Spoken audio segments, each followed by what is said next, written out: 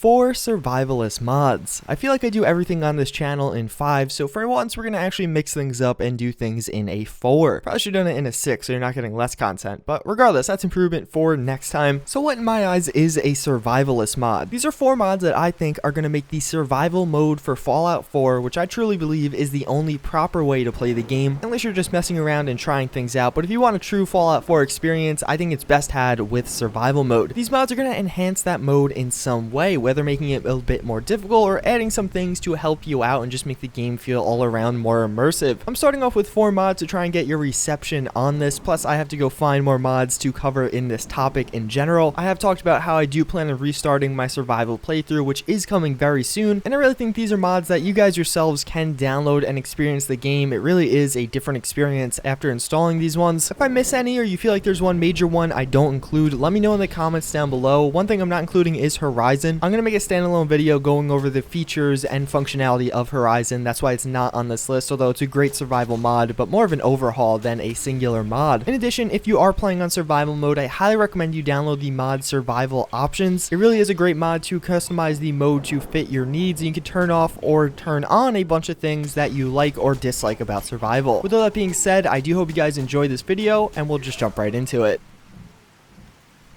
The very first mod I am going to show you is Conquest. This is a mod by Chesco. He's a very big mod author in the community, creating some of the best mods we do have for both Fallout 4 and Skyrim. What this mod allows you to do is create little camps and then turn them into fully fledged settlements in Fallout 4. After installing the mod, there's going to be a way where you click an item and then a camp is created. After that, it's going to require different scraps to create some different objects that you can place down in your camp. If you don't know, in survival mode, you are required to sleep every once in a while, or you will get some serious debuffs the longer you go without sleep. It also is the only way to save in vanilla survival mode, although personally I don't really like playing that way. This goes hand in hand with that, allowing you to create little camps in areas that you otherwise wouldn't be able to. Maybe you're out exploring and you don't want to go walk all the way back to one of the major cities or your settlements and just want to kind of sit down where you are and then continue the adventure the next day. This is a great mod to do that. It also goes really well with a mod like Darker Nights, where the night truly becomes a scary and big factor in Fallout 4. The real thing that sets this apart from other mods like Campsite is the fact that you can create your little camp into a fully fledged settlement. This is a really cool functionality. You could basically place down settlements wherever you want and they work like a normal settlement. You could recruit settlers, place down all the other things you could use with settlements. One thing I really want to try with this in a proper playthrough is creating little sim settlements everywhere, because they're a lot more automated and I don't have to do as much hands-on. You can truly create little populated cities all around the map using Conquest and start them out as just a small camp and build them into a sprawling city. This definitely is a really cool mod, both in survival and not, although I really think it has its most success with the survival mode of Fallout 4.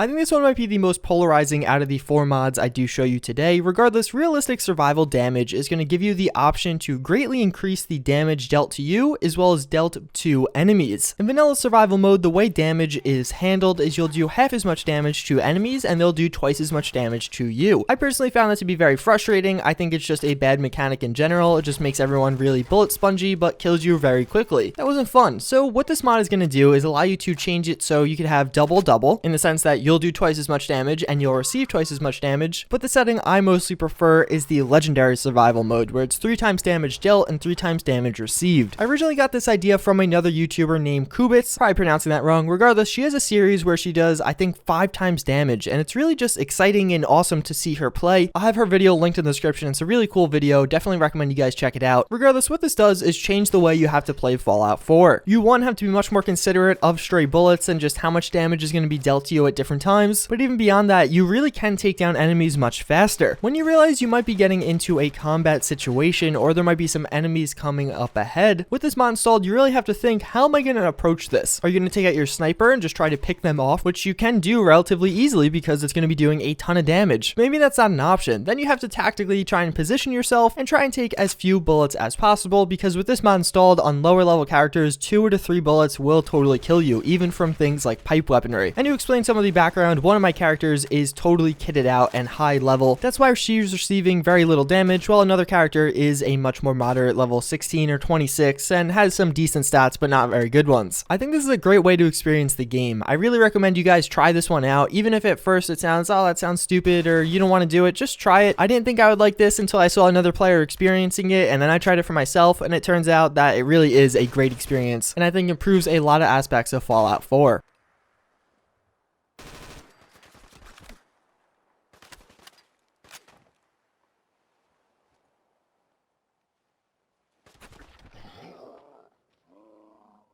So we do have Journey. This is a simpler mod compared to some of the other ones on this list. Regardless, what this mod's going to do is change the way fast traveling works in survival. By default, you can't fast travel at all in survival, it's just totally blocked. But with Journey installed, after you set up supply lines through 2 of your settlements, you will be able to fast travel from one settlement to another. So what that means is, for example, let's say you have a supply line from Red Rocket to the castle as well as to 10 Pines Bluff. You can fast travel to the castle or 10 Pines Bluff. But then let's say you do fast travel over to the castle, you can't actually fast travel directly to another settlement unless you have a supply line from your current settlement there. I really like the effect this has on gameplay because you still have to travel. If nothing else, survival mode got me exploring the map a lot more because I spent a lot more time walking and there was just more downtime taking in the sights and experiences you could have. Journey still allows you to do this. You still have to go find these settlements, you still have to set up different settlements there and actually get a good population so you can have supply lines. But then in the later parts of the game, it took out the tediousness of having to walk back and forth between cross-map settlements like the castle and Red Rocket. In my survival playthrough, I just got so agonized by doing that all the time and it just became very frustrating for me. I think this is a great solution to this. There are some other fast travel mods that I think might go well as complements to this, but I really think this is the best solution that just fits really well into Fallout 4.